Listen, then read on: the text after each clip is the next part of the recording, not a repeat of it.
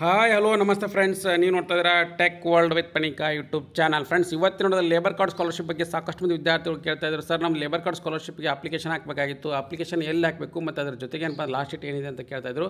ಆ ಬಗ್ಗೆ ಸಂಪೂರ್ಣ ಮಾಹಿತಿ ತಿಳಿಸ್ಕೊಡ್ತಾ ಹೋಗ್ತೀನಿ. ತಪ್ಪು ಸ್ಕಿಪ್ ಮಾಡೋದು ಪೂರ್ತಿಯಾಗಿ ನೋಡಿ. ನಿಮಗೆ ಇಷ್ಟ ಆದರೆ ಒಂದು ಲೈಕ್, ಶೇರ್, ಸಬ್ಸ್ಕ್ರೈಬ್ ಮಾಡಿ. ಫ್ರೆಂಡ್ಸ್, ಕರ್ನಾಟಕ ಕಟ್ಟಡ ಮತ್ತು ಇತರ ನಿರ್ಮಾಣ ಕಾರ್ಮಿಕ ಕಲ್ಯಾಣ ಮಂಡಳಿ ವತಿಯಿಂದ ಕರ್ನಾಟಕ ರಾಜ್ಯ ಸರ್ಕಾರದ 25-26ನೇ ಸಾಲಿನಲ್ಲಿ ಯಾರು ಅಡ್ಮಿಷನ್ ತೊಗೊಂಡು ಓದ್ತಾ ಇದ್ದಾರೆ ಅಂಥ ಒಂದು ವಿದ್ಯಾರ್ಥಿಗಳಿಗೆ ಹೊಸದಾಗಿ ಮತ್ತು ಆಲ್ರೆಡಿ ಅಡ್ಮಿಷನ್ ತೊಗೊಂಡು ಲಾಸ್ಟ್ ಇಯರ್ ಸ್ಕಾಲರ್ಶಿಪ್ ಪಡ್ಕೊಂಡಿರ್ತ ಅರ್ಜಿ ಹಾಕಿರ್ತಕ್ಕಂಥ ವಿದ್ಯಾರ್ಥಿ ರಿನ್ಯೂವಲ್ ಮಾಡ್ಕೊಳ್ಳಿಕ್ಕೆ ಅಪ್ಲಿಕೇಶನ್ ಕೂಡ ಕರೆದಿದ್ದಾರೆ. ಆ ಫ್ರೆಂಡ್ಸ್, ಹಾಗಾಗಿ ಶೈಕ್ಷಣಿಕ ಧನ ಸಹ 2025-26ನೇ ಸಾಲಿನಲ್ಲಿ ಯಾರ್ಯಾರು ವಿದ್ಯಾರ್ಥಿಗಳು ಓದ್ತಾ ಇದ್ದಾರೆ, ಸೊ ಅಂಥ ಒಂದು ವಿದ್ಯಾರ್ಥಿಗಳಿಗೆ ಮಂಡಳಿಯಲ್ಲಿ ಆಲ್ರೆಡಿ ಅವ್ರ ತಂದೆ ತಾಯಿಗಳು ರಿಜಿಸ್ಟರ್ ಆಗಿರಬೇಕು. ಸೊ ಯಾವ ಡೇಟ್ ಒಳಗೆ ರಿಜಿಸ್ಟರ್ ಆಗಿರಬೇಕು ಅನ್ನೋದನ್ನು ಕೂಡ ಮಾಡಿದರೆ ಪತ್ರಿಕಾ ಪ್ರಕಟಣೆ ಕೂಡ ಹೊಡಿಸ್ತಾರೆ. ಇದು ಪತ್ರಿಕಾ ಪ್ರಕಟಣೆ ಏನಪ್ಪ ಅಂದರೆ 25-26ನೇ ಸಾಲಿನ ಶೈಕ್ಷಣಿಕ ಧನ ಸಹಾಯಕ್ಕೆ ಅರ್ಜಿ ಸಲ್ಲಿಸುವಂಥ ವಿದ್ಯಾರ್ಥಿಗಳಿಗೆ ಇದೊಂದು ಗುಡ್ ನ್ಯೂಸ್ ಅಂತಲೇ ಹೇಳ್ಬೋದು. 25-26ನೇ ಸಾಲ ಆಲ್ರೆಡಿ ಈಗ PUC, GTTC, degree, UG, PG ಯಾವುದೇ ಕೋರ್ಸಿಗೂ ಕೂಡ ಅಡ್ಮಿಷನ್ ಮಾಡ್ಕೊಂಡಿರ್ತಕ್ಕಂಥ ವಿದ್ಯಾರ್ಥಿಗಳಿದ್ದಾರೆ. ಸೊ ಅವರು ತಂದೆ ತಾಯಿ ಕಾರ್ಮಿಕರಾಗಿ ಏನು ಕೆಲಸ ಮಾಡ್ತಿದ್ದಾರೆ ಅಂಥವ್ರು ಏನಪ್ಪ ಅಂದರೆ ಕಾರ್ಮಿಕರಾಗಿ ಏನು ಕೆಲಸ ಮಾಡ್ತಾರೆ ಅವರು ಮೇ 31, 2025 ರಿಜಿಸ್ಟರ್ ಮಾಡಿಕೊಂಡು ಲೇಬರ್ ಕಾರ್ಡ್ನ ಪಡ್ಕೊಂಡಿರಬೇಕಾಗತ್ತೆ. ಅಂಥವ್ರ ಮಕ್ಕಳು ಮಾತ್ರ ಸ್ಕಾಲರ್ಶಿಪ್ಗೆ ಅರ್ಜಿನ ಸಲ್ಲಿಸಬೇಕು. ಇದು ಮೊದಲನೇ ಕಂಡೀಷನ್ನ ಫಿಕ್ಸ್ ಮಾಡಿಕೊಟ್ಟಿದ್ದಾರೆ. ಮತ್ತು ಅದ್ರ ಜೊತೆಗೆ ಏನಪ್ಪ ಅಂದರೆ ಆಲ್ರೆಡಿ ನಿಮ್ಮ ತಂದೆ ತಾಯಿ ಲಾಸ್ಟ್ ಇಯರ್ ವರ್ಕ್ ಮಾಡ್ತಾಯಿದ್ರು ಮತ್ತು ಅದ್ರ ಜೊತೆಗೆ ಅವ್ರು ಲೇಬರ್ ಕಾರ್ಡನ್ನ ಹೊಂದಿದ್ರು ಅಂದರೆ ಅವ್ರ ಮಕ್ಕಳು ಎಲಿಜಿಬಲ್ ಇದ್ದಾರೆ ಅಪ್ಲಿಕೇಶನ್ ಹಾಕಲಿಕ್ಕೆ. ಮತ್ತು ಅದ್ರ ಜೊತೆಗೆ ಏನಪ್ಪ ಅಂದರೆ ಮೇ 31 ನಂತರ ಯಾರು ರಿಜಿಸ್ಟರ್ ಆಗಿದ್ದಾರೆ, ಸೊ ಅಂಥವ್ರ ಮಕ್ಕಳಿಗೆ ಯಾವುದೇ ಕಾರಣ ಕೂಡ ಸ್ಕಾಲರ್ಶಿಪ್ನ ನೀಡೋದಿಲ್ಲ, ಲೇಬರ್ ಕಾರ್ಡ್ ಶೈಕ್ಷಣಿಕ ಧನ ಸಹಾಯವನ್ನು ಕೂಡ ನೀಡೋದಿಲ್ಲ ಅಂತಲೂ ಕೂಡ ಇದ್ದಾರೆ. ಸೊ ಅದ್ರ ಜೊತೆಗೆ ಈ ಸಾಧನಕ್ಕೆ ಅರ್ಜಿ ಸಲ್ಲಿಸುವ ಪ್ರಕರಣ ಸ್ಟೇಟ್ ಸ್ಕಾಲರ್ಶಿಪ್ ಪೋರ್ಟಲ್ ಮುಖಾಂತರ ಆನ್ಲೈನಲ್ಲಿ ನಡೆಯಲಿದೆ ಅಂತ ಹೇಳಿದ್ದಾರೆ. ಅಂದರೆ ಆನ್ಲೈನ್ ಮುಖಾಂತರ ನಾವು ಅರ್ಜಿನ ಆಹ್ವಾನ ಮಾಡ್ತೀನಿ ಅಂತ ಹೇಳಿದರೆ ಅರ್ಹ ಕಾರ್ಮಿಕರು ತಮ್ಮ ಮಕ್ಕಳ ವಿದ್ಯಾಭ್ಯಾಸಕ್ಕಾಗಿ ಸಹಾಯಧನ ಪಡೆಯಲಿಕ್ಕೆ ನಿಗದಿತ ಕಾಲಮಿತಿಯೊಳಗಾಗಿ ಅರ್ಜಿ ಸಲ್ಲಿಸಲಿಕ್ಕೆ ಕೋರಲಾಗಿದೆ ಅಂತ ಕೊಟ್ಟಿದ್ದಾರೆ. ಮತ್ತು ಅಂತಿಮ ದಿನಾಂಕವನ್ನು ಕೂಡ ಅಕ್ಟೋಬರ್ 31, 2025 ಕೂಡ ಫಿಕ್ಸ್ ಮಾಡಿದರೆ ಅರ್ಜಿ ಸಲ್ಲಿಸಲಿಕ್ಕೆ ನೋಡಿ ಫ್ರೆಂಡ್ಸ್, ಇಲ್ಲಿ ನಿಮಗೆ ssp.karnataka.government.in ಕೂಡ ನೀವು ವೆಬ್ಸೈಟ್ಗೆ ವಿಸಿಟ್ ಮಾಡ್ಕೋಬೋದು. ಹೆಚ್ಚಿನ ಮಾಹಿತಿ ಕಾರ್ಮಿಕ ಸಹಾಯವಾಣಿ 15524 ಸಂಪರ್ಕ ಮಾಡ್ಬೋದು ಅಂತೇಳಿ ಮುಖ್ಯ ಕಾರ್ಯನಿರ್ವಹಣಾಧಿಕಾರಿಗಳು, ಕಾರ್ಯದರ್ಶಿಗಳು, ಕರ್ನಾಟಕ ರಾಜ್ಯ ಕಟ್ಟಡ ಮತ್ತು ಇತರ ನಿರ್ಮಾಣ ಕಾರ್ಮಿಕ ಕಲ್ಯಾಣ ಮಂಡಳಿಯಿಂದ ಅಧಿಕೃತವಾಗಿ ಪತ್ರಿಕಾ ಪ್ರಕಟಣೆ ಹೊರಡಿಸಿದ್ದಾರೆ. ಸೊ ಇದರ ಅನ್ವಯ ಏನಪ್ಪ ಅಂದರೆ ಈಗ ಯಾರು ಶೈಕ್ಷಣಿಕ ಧನ ಸಹಾಯಕ್ಕೆ ಅರ್ಜಿ ಸಲ್ಲಿಸಬೇಕಂತಿದ್ದೀರಾ, ಸೊ ಅಂಥವ್ರು ಏನಪ್ಪ ಅಂದರೆ ಸ್ಟೇಟ್ ಸ್ಕಾಲರ್ಶಿಪ್ ಪೋರ್ಟಲ್ ಮುಖಾಂತರ ಇಲ್ಲಿ ssp.karnataka.government ಇಲ್ಲಿ ಟೈಪ್ ಮಾಡ್ಕೊಂಡಾಗ ನಿಮ್ಗೆ ನೋಡಿ ಫ್ರೆಂಡ್ಸ್, ಇಲ್ಲಿ ತೋರಿಸ್ಕೊಡ್ತೀನಿ ನಾನು.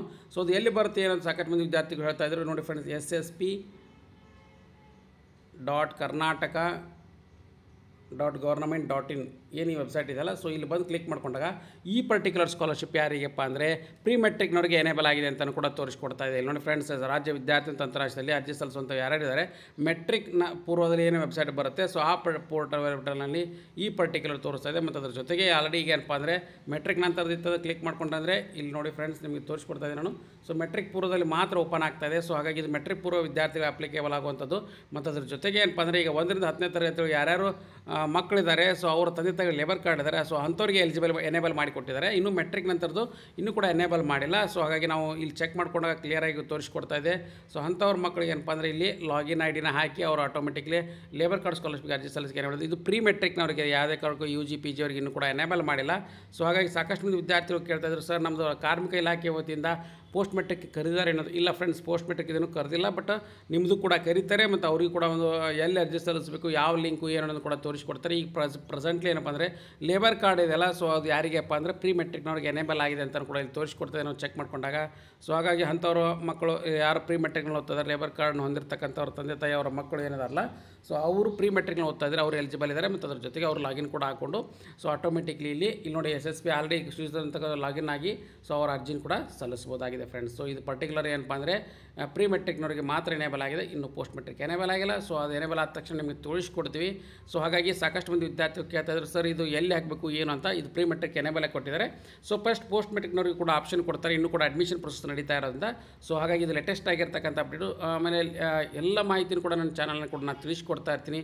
ತಪ್ಪದೆ ಎಲ್ಲ ವಿದ್ಯಾರ್ಥಿಗಳು ಕೂಡ ಸಬ್ಸ್ಕ್ರೈಬ್ ಮಾಡ್ಕೊಳ್ಳಿ. ಮತ್ತು ಅದ್ರ ಜೊತೆಗೆ ಏನಪ್ಪ ಅಂದರೆ ನಿಮ್ಮ ಏನೇ ಡೌಟ್ಸ್ಗಳು ತಪ್ಪದೆ ಇನ್ಸ್ಟಾಗ್ರಾಮಲ್ಲಿ ಟೆಲಿಗ್ರಾಮ್ನಲ್ಲಿ ಕೂಡ ಮೆಸೇಜ್ ಮಾಡಿ, ಹಾಗೆ ಯೂಟ್ಯೂಬ್ ಚಾನಲ್ ಕಮೆಂಟ್ ಬಾಕ್ಸಲ್ಲಿ ಕಮೆಂಟ್ ಮಾಡಿ. ನಾನು ಎಲ್ಲ ವಿದ್ಯಾರ್ಥಿಗಳು ಕೂಡ ಮಾಹಿತಿನ ತಿಳಿಸ್ಕೊಡ್ತಾ ಇರ್ತೀನಿ. ಸೊ ಹಾಗೆ ಲೇಟೆಸ್ಟ್ ಆಗಿರ್ತಕ್ಕಂಥ ಎಲ್ಲ ಅಪ್ಡೇಟ್ ಚಾನಲ್ ಸಬ್ಸ್ಕ್ರೈಬ್ ಮಾಡಿ. And finally thanks for watching the video.